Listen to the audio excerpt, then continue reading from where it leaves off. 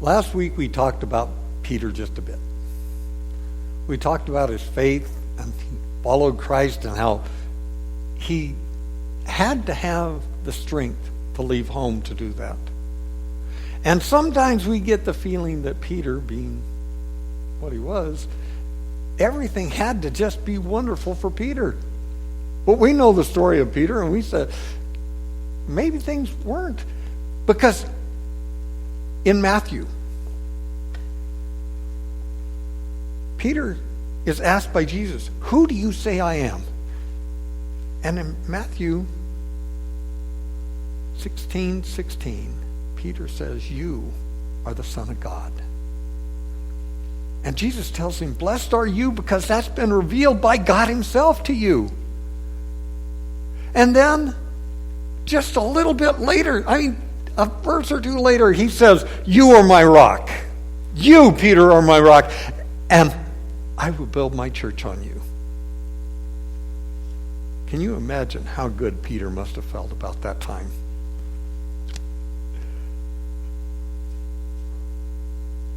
How hard must it have been for Peter that in Matthew 16, the 22nd verse, which you'll notice is just a little bit after that,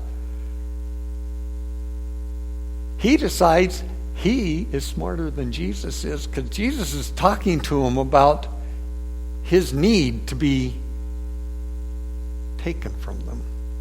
His need to be taken and crucified and die. And Peter takes him aside and says, this will never happen to you. Because Peter decides he's got it together. Jesus just blessed him, and he's got it all together, so he takes him aside, that this isn't going to happen. And Jesus looks at him and says, "Get behind me, Satan, because you don't have in mind the things of God, only the things of man." Can you imagine how Peter must have felt? Now, I know how I would have felt. I would have been crushed and hurt and pouty face for days. I mean, seriously, come on. God just told you, "Get behind me, Satan." Not just get behind me because you don't. No, you've got Satan in you, buddy. I'm taking away all that blessing I just gave you. Oh, good gracious, what I do now. How must Peter have felt at that moment? And yet, he had the faith to continue to follow. And sometimes we don't see that part. We hear, well, Jesus said this, and we jump right over to where Peter's doing things again. We jump right across the trouble that Peter had. Because he had to have been feeling terrible inside. His heart had to have been so heavy. And yet, he had the faith to continue to follow. He didn't just leave and go back home. And Peter was different. A lot of people might have just left, but Peter didn't. Peter continues to follow. Peter continues to do what Jesus tells him. And so things get better again. And then they're going into Jerusalem, and Peter is right there. All the wonderful things that are happening. Jesus tells the disciples, "Go into town and get ready for the Passover. And here's what you'll find and how to do it and get it set up. You'll go, you'll meet a man, he'll take you to an upper room where you can get everything ready. And you can fix the Passover for us." Because they weren't carrying around all the things that they would need for the Passover. They don't have the lamb. They don't have all these things. But Jesus tells them, just go. The man will take you to an upper room, and you just get it all ready. He'll have everything you need. And Peter got to see that because that's exactly what happened. And he said, "Jesus, oh my gosh, how wonderful is it to be serving a man who can tell us what's coming?" And so they have the Passover. And at the end of the Passover, Jesus tells them in Mark 14, starting at the 27th verse, Jesus tells them, "You will all fall away, for it is written, I will strike the shepherd, and the sheep will be scattered. But after I have risen, I will go ahead of you into Galilee." And Peter, being Peter, because he can't be anybody else, he's got to be Peter. And Peter says, "No, even if everyone else falls away, I will not." And Jesus tells him, "Truly I tell you, today, yes, tonight, before the rooster crows twice, you yourself will disown me 3 times." But Peter said, "No, even if I have to die with you, Lord, I will never fall away." You see, Peter still hasn't learned to listen to what Jesus is telling him. Through all the stuff they've been through and all the things that Jesus has told him, stepping out of the boat and walking on water, he still hasn't learned to listen to what Jesus is telling him. And so he gets another one of those little episodes. They go to the garden, and Peter is taken because he's special. Jesus takes him with him to go and pray. Jesus takes and goes up so that they can just spend some time praying. And what does Peter do? He falls asleep. Now, I'm going to tell you, having worked the graveyard shift a few times, I know how easy that is to do. Your eyelids get heavy. You're sitting there, you're going, "Well, I'm here." And you just fall asleep. And Jesus comes and wakes him up and says, "Hey, wake up. You should be praying. You should be really serious about this, because I'm telling you, bad things are coming." Peter still hasn't got the point of listening to exactly what Jesus is saying to him. You should be praying. And then he goes back and he prays some more. And what does Peter do? He falls asleep again. And Jesus comes back to him and wakes him up again and says, "Peter, get up. I'm telling you, you need to be praying, because Satan has asked to sift you like wheat." I think that would scare me to my toes. If Jesus said, "Satan has asked to sift you like wheat," I'd be afraid. Well, I imagine Peter was too, but yet he still fell asleep.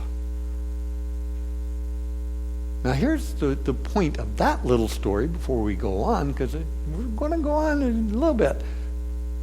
But do you think Satan hasn't asked to sift you like wheat? Do you think the tempter hasn't said, "Let me give these people just a thing or two to see just where they're at? I'll bet I can get their attention more than God can"? Do we fall asleep?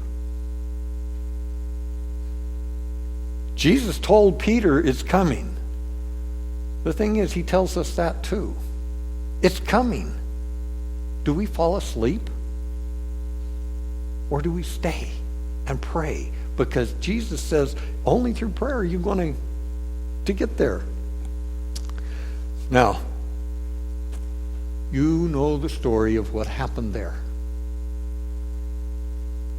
They take Jesus away. Peter follows him. And before the rooster crows, he denies him. And Peter is heartbroken. Jesus looks at him and Peter's heartbroken, so he runs off. He goes and cries by himself because he knows what's coming now. But he still hasn't learned to listen. After all of that, he still hasn't learned to listen. How do we know that? That he didn't learn to listen even yet?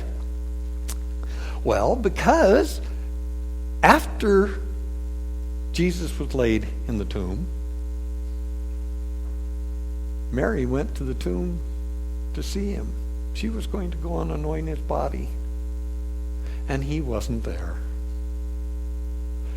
And that's not the story for this part. The story is she went and told Peter, and guess what he did? He didn't believe her. He didn't believe her. He said, yeah, okay. And she said, no, really, I've seen the Lord. And he said, yeah, okay. Finally, he gets up and he goes to the tomb himself. Now, he doesn't rush right off. It took him a little bit before he got there. And when he gets there, he finds the tomb empty. And he is confused and leaves because he still hasn't learned to listen. And he doesn't learn to listen until Christ comes back and stops in the chamber and says, hi guys, I'm back. Peter starts to get it then. Peter starts to get it. But sadly enough, he's still Peter. And he doesn't fully get it. And how do we know this? Even though he's been given the Holy Spirit, he still doesn't quite get it. Because after Jesus ascends and Peter's off by himself, in Acts 10, now Peter's been going around telling people about Jesus. He's converted people. He's done all kinds of wonderful things. And then he goes up on the roof to sleep. Well, he goes up to pray, and they're going to fix lunch. And he falls asleep, and he has a vision. In Acts 10, the 13th verse, then the voice told him, get up, Peter, kill and eat. And Peter replied, surely not. Nothing impure has ever come into me. He had to be told 3 times to start getting the point. And what was the point? The point is, do not call anything impure that God has made clean. It didn't happen once and Peter say, okay. It didn't happen twice and he got it. No, it took 3 times for him to get that point. Because Peter is Peter. And sometimes, like Peter, we can be like that. Surely not, Lord, because I know how good I am. Really? You don't think I know what all you've done? If we wrote it on a scroll, would you like to look at it? I can't speak for anybody else in the whole wide world, but I've had those moments where I say, I wouldn't do that. And God said, are you sure? Let's go back and check some of the things you've done. Are you really sure? Well, maybe not. I probably wouldn't do that. Really? You probably wouldn't? Let's review some more. Okay, so maybe I might do that. Honestly, we get just like Peter. We get to the point where we say, you don't have to worry about me anymore. I'm good. I got it. Jesus is in my heart and I'm good and I don't have to worry about anything. We forget what Jesus told Peter up there in the garden. You should be praying. Because Satan's asked to tempt you. He wants to sift you like wheat. And we forget that. Because we say, we're all good. I am really, really good. I can stand here in my own righteousness. Because I'm so good. We forget. Without Jesus, we don't have any righteousness. We forget, without Jesus, we don't have forgiveness. Without Jesus, we don't have a chance. It's not about us. It's about Jesus. We keep putting ourselves center stage, kind of like Peter did. Peter said, Lord, that'll never happen to you. I will never deny you. And nothing impure has ever come into me, because I am Peter. And we do the same thing. Sometimes, and please, understand this. Whatever I say about Peter, I am not criticizing him at all. He was God's chosen one. Jesus chose him, which is a whole lot better than me.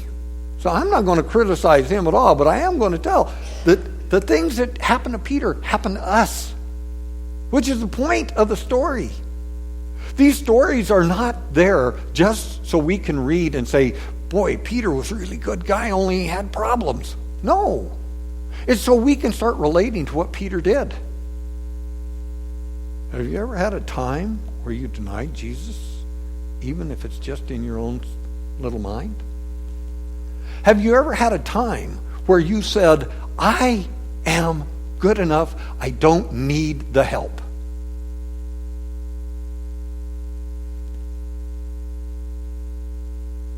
Jesus warns us that he is the way, the truth, and the life. It's not about us. It's about him. And that was the point he was trying to get through to Peter. It's not about you. It's about me. It's not about what you can do on your own. It's about what I can do through you. So let my love come into you. Let my spirit come into you. All of us Peters out here, let the love of Christ come in. Let it be what rules us. Let Jesus and his power be what controls us, so that we do not find ourselves in those positions saying, surely not. But instead say, Lord, here I am. I'm just clay in your hands. Do with me what you want. Today, Lord, today, I am just clay. Prepare me, Lord, to do what you want me to do. Fill my heart with your love, so that I know that you are reaching to the world through me. Lord, let it not be me, let it be you. Let it not be my strength, but yours. Let me be as Peter finally was, saying, Lord, whatever you want of me, I will give. Whatever you want me to do, I will do. Let each of us allow our hearts to be controlled and filled with Jesus and him alone. In your name, Lord.